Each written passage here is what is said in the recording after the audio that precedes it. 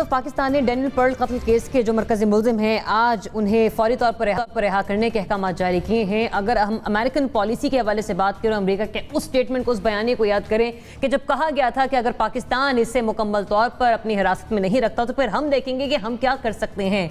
आज जब supreme court ने फैसला सुना दिया है तो आलमी सतह पर पाकिस्तान को आने वाले दिनों में किन मुश्किलात का सामना करना पड़ सकता है, इस पर बात कर लेते हैं। जनरल साहब, आपको ओपिनियन विद इन 1 मिनट। देखिए, प्रेशर तो आएगा, अमेरिका ने बड़ा वाज़ेह तौर पे ये कहा है, लेकिन मेरा ख्याल है कि हमें अपने अदालती निज़ाम के साथ खड़ा रहना चाहिए और इस केस को अगर कोई देखना चाहे, बाहर से आके इसकी स्क्रूटनी करना चाहे, उसको दावत दें, करे आके। लेकिन ये तरीकाकार गलत है कि बाहर से डिक्टेटरशिप की बुनियाद पे हम किसी को सजा दें या किसी को छोड़ दें। ये मेरा ख्याल है मुनासिब नहीं और ये होना भी नहीं चाहिए। और इस तरह फिर आपका अदालती निज़ाम जो है वो तजलील उसकी होगी। दूसरी तरफ ये है कि आप देखिए कि अफगानिस्तान में जितने भी कत्ल किए और इराक में भी हुए, आप उन ह्यूमन राइट्स की वायलेशंस हैं, वो वॉर क्राइम्स हैं अमेरिकन के ऊपर, और ट्रंप ने उनको माफ कर दिया। ये इतना बड़ा तजाद है जो पाकिस्तान को इन चीजों के ऊपर एक यानी आपकी आर्गुमेंट मौजूद है कि आप अपने लिए इंसाफ कुछ और रखते हैं और हमें कुछ और कहते हैं, जब हमारी अदालतें बता रही हैं कि उनके फिर ये कि ये शख्स जो है ये 18 साल अंदर बंद रहा, बिल्कुल इससे बड़ी ज्यादा सजा और उसको क्या हो सकती है। तो ये मेरा ख्याल है इस चीज को रिजेक्ट करना चाहिए और पाकिस्तान को रेजिस्ट करना चाहिए। प्रेशर, इस प्रेशर में आना नहीं चाहिए। एनबीसी सजा तो उसने काट ली, तो फिर मसला वाकई इसके बावजूद भी हो सकता है। हाँ, तो अमेरिका की मर्जी है ना, मेरी मर्जी थोड़ी है। अमेरिका की मर्जी है कितना डालता है प्रेशर, और वो डालेगा प्रेशर, वो नहीं छोड़ेगा। वो मुख्तलिफ अंदाज में प्रेशर डालेगा। और अगर हम मतलब उसकी बात पे अमल नहीं किया हमने, तो उसके पास दूसरे तरीक़ेकार भी हैं, दूसरे रास्ते भी हैं, पाबंदियों के रास्ते हैं, सेक्शंस के रास्ते हैं। तो वो उसकी मर्ज़ी है।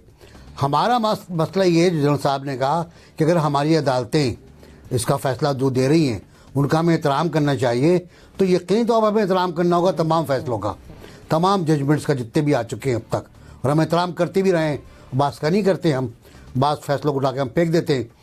ये मसला बहुत संगीन है, इतना संगीन है कि इस पर फिल्में बन चुकी हैं, इस पर बाकायदा डॉक्यूमेंट्रीज नहीं, फीचर फिल्म बन चुकी हैं, और उसमें एंजेलिना जूली वगैरह भी अदाकार थे, यहाँ पाकिस्तानी अदाकार भी थे।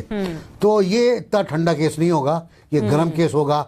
और मुझे लगता है ये कि अमरीकी जिस तरह उन्होंने सऊदी अरब की इमदाद बंद किया, सेल बंद की है फौजी हथियारों की, और अरब अमारात की बंद की है, और कहा है कि हौसियों को हम गैर दहशतगर्द, कहा था ना अमेरिका ट्रंप ने कि होती दहशतगर्द है। ठीक है, एनबीसी पॉइंट आपका, sorry to interrupt you, point आपका क्लियर हुआ। मैं आप ही का पॉइंट लेकर आगे बढ़ रही हूँ, आप ही का पॉइंट लेकर आगे बढ़ रही हूँ आपकी इजाजत से। अमीर, नए अमरीकी सदर मुंतखब हुए हैं, मतलब मुतनाज़ हो जाएगा फिर तो ये मामला दोनों ममालिक के दरमियान। देखिए, बड़ा अजीब सा ये फैसला है। इसका जो पूरा किरदार है उमर शेख का, ये बड़ा ड्यूबियस किरदार रहा है। खुद परवेज़ मुशर्रफ साहब ने लिखा था अपनी किताब में 2006 में कि जब ये लंदन स्कूल ऑफ इकनॉमिक्स में पढ़ रहा था तो इसको MI6 ने डिप्लॉय कर लिया, वहीं से अपने साथ मिला लिया। फिर इसको कोसोवो में उन्होंने लड़ने के लिए भेजा था। 1992 में ये बॉस्निया जा चुका हुआ है, वहाँ भी लड़ने के लिए। 1994 में ये अफगानिस्तान आया था, ट्रेनिंग हासिल करता रहा। फिर ये 1994 के बाद ये चला गया न्यू दिल्ली, जहाँ इसने 3 बरतानवी और 1 अमरीकी शहरियों को गिरफ्तार किया। और फिर एक तैयारा हाईजैक हुआ था, उस तैयारे की हाईजैकिंग के इवज़ ये इसको वहाँ से 1999 में रिहाई मिली। फिर ये यहाँ आ गया। फिर ये भी CIA ने इस पर इल्ज़ाम लगाया था कि जब 9/11 का वाक़या हुआ था तो मोहम्मद अता नामी एक शख्स था जो उस वाक़े में मुलव्वस था। कहीं ना कहीं मोहम्मद अता को उमर शेख ने पाकिस्तान से फंडिंग भिजवाई थी। तो इसके किरदार के ऊपर बहुत सारे सवालात उठते हैं और इसका राइटेस्ट माइंडसेट होना भी कई जगहों पे एस्टैब्लिश होता रहा है। अब अगर ये बिल्कुल बरी हो गया है, अगेन वो एक सवालिया निशान है, लेकिन मुझे इसके ऊपर तरस भी आ रहा है कि 18 साल अगर ये बेचारा अंदर रहा है, तो वो जो पहले हम इमरान खान साहब की जस्टिस सिस्टम की बात कर रहे थे, ये अलबिया नहीं है कि, और इसकी अपील आप ये जुल्म देखें, 2002 में सजा हुई, अप्रैल 2020 में इसकी अपील जो है वो समाअत के लिए मंजूर होती है। ठीक है, चले अमीर मेरे पास वक्त मुख्तसर है, वैसे ये बेगुनाह लग रहा है। जगन साहब, गुजारिश आपसे यही है कि अगर आप यहीं से इस केस का हवाला देते हुए आगे बढ़ सकें और ये भी बता दें कि आने वाले दिनों में इसके असरात। देखिए, जॉर्ज टाउन यूनिवर्सिटी में एक प्रोजेक्ट है जिसका नाम है पर्ल प्रोजेक्ट था।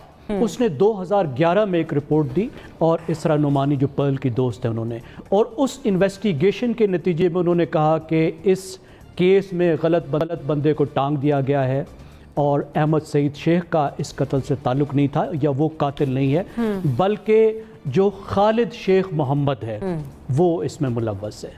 अब भी कुछ इसी तरह की बात निकली। देखें, दोनों हिसाब से पाकिस्तान के निज़ाम इंसाफ पे तो सवाल उठता है। अगर ये बंदा गलत 18 साल जेल में रहा है तो उस पर भी सवाल उठता है कि सबसे पहले जो खसूसी अदालत थी उसने गलत सज़ा सुनाई, फिर उसको इतनी देर तक सुनवाई नहीं मिली, उसकी तमाम जवानी उम्र का एक बड़ा हिस्सा जेल में गुजर गया। और अगर किसी वजह से उसको गलत रियायत मिल गई है, जैसे कि मगरिब के लोग कहेंगे पाकिस्तान पर दबाव डालने के लिए, तो वो भी हमारे निज़ाम इंसाफ पे सवाल है। ठीक है, मुसम्मिल साहब।